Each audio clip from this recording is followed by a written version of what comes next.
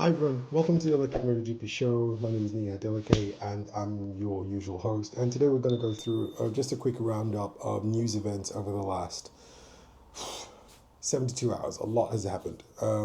We'll start off with the launch of XPeng, and the two parts of the XPeng launch that are really, really important. One has to do with the new technology that's gone into the XPeng G7, which is the new XPeng car. It's supposed to be somewhere between the G9 and the G6, slightly bigger than the G6, but smaller than the G9. Also slightly less luxurious than the G9. However, the important thing about the G7 launch has to do with the technology that's going into it. So officially, the G7 is going to be the first car from XPeng that is going to be level 3, clearly. And not only is it going to be level 3, it's going to be having the new Turing chip from XPeng in the car. And it's not going to have one, it's going to have 3. And that's significantly important. So lots of people have made a whole lot of noise about the NVIDIA chips, the Orange chips, which does about, I think, 256 tops. And the Neo chip is also phenomenal in what it's capable of doing. I think it does almost about 700 tops or something similar to that. And then you've got the chip from Tesla, which also I think does about 702 tops, but somehow the Tesla one has got 1,400 tops in it. Then you've got to put it into context again when you talk about the Zeekr 9X. Now, the Zeekr 9X is supposed to be crazy in the sense that it's the first car that's got 1,400 tops in it. And when I say tops, a lot of you guys might not understand what tops means. When an AI chip is processing information, you talk about operations. So each time it's processing information and trying to do something with that information, we call it an operation. The chips we're talking about, when we say tops, that's 1 trillion operations per second. So the Zeekr 9X was supposed to be the flagship. It's got everything, all singing, all dancing, 1,400 tops, and it's supposed to be the most. And XPeng just comes out with a G7 and comes out with 2,220 tops in the 3 chips combined. And that's amazing. Which also means that when you're driving, the car is able to process information on the road quicker. It's able to adapt to information on the roads quicker. It's able to react to, which is the most important thing in there, to the information quicker. So XPeng's just, they've just scaled up everything. And from an aesthetic perspective, the car is a little bit slicker in the way it looks. It looks bigger, the design is more streamlined. The boot size, the capacity, everything looks a little bit better. It's got an 8-inch screen like the new Tesla Model Y Juniper in the rear. It's got I think a 15.6-inch screen in front, but it loses the driver instrument cluster. And I'll come back to that in a moment. Now, I've got to be honest with you. I've got to say, XPeng, thank you for listening to my rant back in December and January about the fact that you cannot dictate whether or not the consumers want the heads-up display in the car. But you didn't have to give us one or the other. My 2 cents. Please, if it's possible for you to make it an option for us to add it in, I would be grateful. But it's 80 inches heads-up display, augmented reality. It's probably the biggest heads-up display in the world. They've partnered with Huawei to make this happen. And this car is supposed to be phenomenal in the context of how much you're able to see and how much information it's able to provide to you while you're driving. There are people that say, look, that it might have problems in bright lights, but given the fact that the nits on the display are supposed to be the highest in the world, and Huawei has gone out of his way to partner with XPeng to create what they call the most advanced heads-up display in the world at the moment, I think this one's going to be one of those ones that we need to definitely have a look at. Hey, by the way, XPeng, I want to be among the first people to test this car. So if you're listening to this, I want to test this car because I'm really impressed about what you've done with it. From a body shape perspective, there's a lot that has gone into this car to provide you with more comfort. So it's bigger, it's got a bigger boot, it's bigger on the inside as well. The specs, it's about 4.89 meters long, it's 1.68 meters tall, it's about 1.9 meters wide. Yeah, 1.925 meters wide. It's got a 2.89 meter wheelbase, which means the interior is going to be big. It's got about 600 liters of boot space, 650, 640, exact figures in the top. But honestly, I think XPeng might have knocked this one out of the park. A couple of things that I'm not very happy with, but I can moan and I can dream. I still think it's a fantastic car. I still think that they've done a fantastic job with this one. It's got 5C charging. BYD, take note. It's capable of delivering 10 to 80% in 12 minutes with your usual 250 kilowatt hour chargers. If you get a better charger, you'll probably do it quicker. But if you do it in your standard 250 kilowatt, 300 kilowatt hour, it will do it 10 to 80% in about 12 minutes. So, tell me what you think about this car.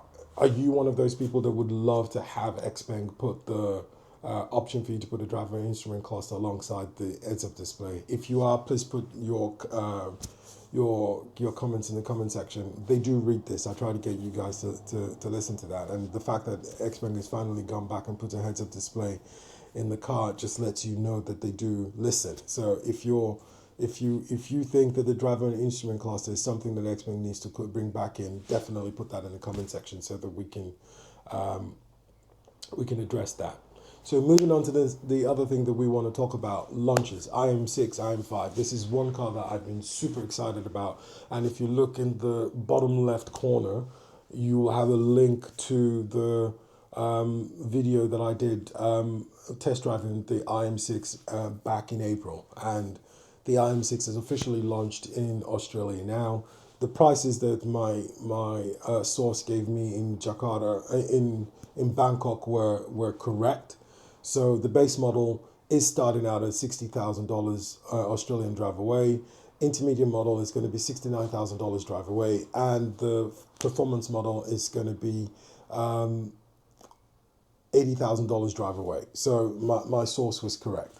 The only thing I'm slightly unhappy with is that we're getting the slightly inferior version of the IM6. So the version that goes in China has got two screens, one for the driver, which is the 26.3-inch screen, and then it's got another 12-inch screen thereabouts for the passenger. But we're not getting the 12-inch screen for the passenger. Instead, we're being asked to buy a magnetic holder so we can put the tablet in that particular location, which is not something I'm very happy with. But I've been excited about this car for so long. I'm really thinking about actually putting an order in. I'm going to test drive the car again once it launches. Hopefully I get to have the car, a press car for you guys to test it on the bumpy rural roads in Western Australia, so that we can then have a look and see how comfortable this car is. The performance model comes with air suspension, which also means it's going to be fantastic, and it's got the Lizard chassis, which means you've got a 12-degree angle on the rear steer, which means the turning circle is also going to be significantly smaller, which means it can make quick turns. And it is a big car. It's about 5.9 meters long. It's probably in the same segment as the G7, to be honest with you. But performance-wise, the performance model of the IM6 is crazy. It's got 578 kilowatts, which is roughly about 787 horsepower. It's got 802 Newton meters of torque and accelerates 0 to 100 officially in 3.4 seconds. But when I tested, it was 3.2 or 3.1 thereabout. So this is a ridiculously fast car. Now, MG, if you're listening to this, I do have a problem with the fact that your non-premier cars have got 10-year warranty, and you're bringing out a 6-year, 7-year warranty for the IM6, even though it's a more expensive car. You've got to sort that out. This should not be a 6 or 7-year warranty. You should continue with the 10 years that you do on all your products. The other thing in there that I've also noticed in the fine print of the car is that the rear steer technology in the car is only warranted for 3 years. Come on. Guys, don't do this. Don't fumble the bag. You've got a fantastic product. You've got a lot of people waiting spectacularly for this car to come out. Of all the videos I've done, the IM6 is probably one of the most popular videos I've ever released on YouTube. It's got well over 12,000 views already. So MG, if you're listening, don't screw this up. You've got a product. Take it to the finish line and make sure that you get your sales in. Right, so I'm not going to dwell on that too much because there are a couple of other things I need to let you know about. BYD is going to be launching the first 7-seater for BYD in Australia, and they're going to be launching the BYD Tang, but they're going to be renaming it as the BYD Sea Lion 8. Why that is, I am not so sure, which goes back to my conversation with you about the nomenclature of BYD causing confusion. So, given the fact that the BYD Tang is coming to Australia, I think this is a very, very bold move. I think it's a very solid decision by BYD because definitely Australians love a big SUV. For those of you who are not aware, the BYD Tang is in the same size as the Toyota Kluger. So you've got a big size car, almost about 5 meters long, 7 seaters, big boot space. Everything about this car is something you'd want to be interested in. And the interior, the finishing on the interior is amazing. The only problem I think I tend to have at the moment is the Chinese cars. The interiors that they make in China are definitely more superior to the interiors they export into the rest of the world. I hope BYD doesn't do that with the BYD Tang. Sea Lion 8. Now, the other thing I wanted to draw your attention to is the fact that the Sea Lion 8 version they're bringing in is the DMI. It's the 5.0 DMI, which means it's got the better battery, but because it's the DMI, it also means it doesn't have a big battery. It's got about 39 kilowatts coming with it, mated to a 1.5 liter petrol engine, which then gives it a combined range of something in the region of about 1,300 kilometers WLTP. At BYD, please don't do the same thing you did with the Sea Lion 6, not bringing in the non-DMI version of it to Australia. If you're bringing in the Tang, we all know the Tang L has got the 1 megawatt charger, and it's got the bigger battery of about 91 or 100 kilowatts. So if you bring that in, definitely a lot of people will be interested in it. You've got to understand that the macro segment for Australia, the biggest problem we have is range anxiety. So if you can give us a car that can do 600 kilometers, 500 kilometers on a single charge, it means that we don't have to be worried about where we're going to get the car charged. I know that's why you've brought the DMI in, so that you can deal with people that've got range anxiety. But if you bring us the car with the bigger battery, with the faster charging, with a higher energy density, definitely you're going to make it easy for people to make up their mind to go fully electric.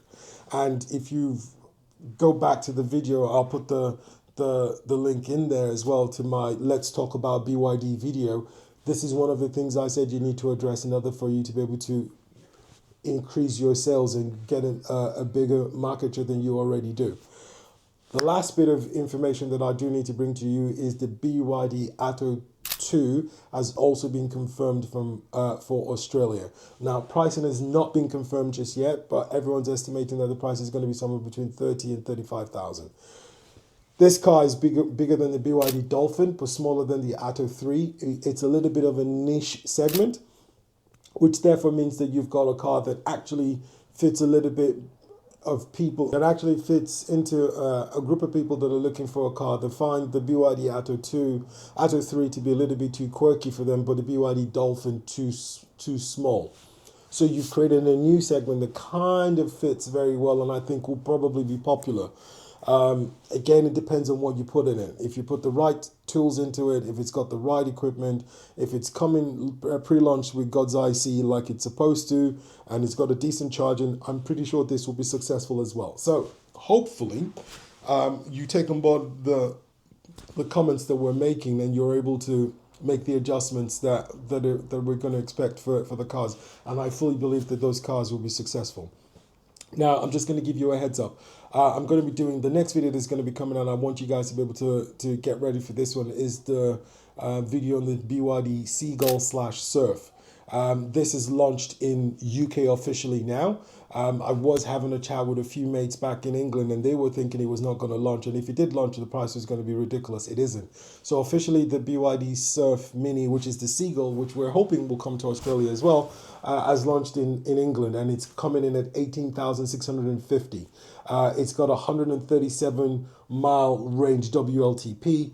And for those of you who were thinking, well, the Dacia is about the same size, or slightly smaller, and it's got 140 mile range. So should I be considering the Dacia? Don't do that. This is not even the same class as the Dacia. This has got lane centering. This has got adaptive cruise control. It's got God's IC as standard in the car, which means it's safety, emergency braking, emergency lane departure warnings. All of that come as standard in this car.